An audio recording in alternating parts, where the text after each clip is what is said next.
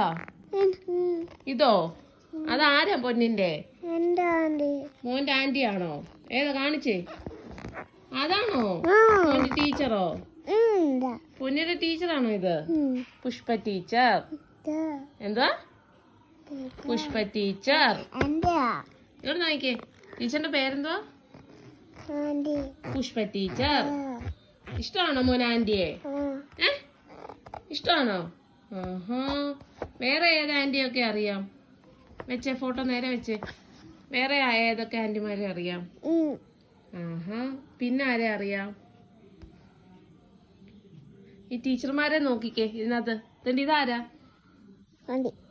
ഈ ആന്റി അറിയാവോ? അറിയോ? ഈ ആന്റി അറിയോ?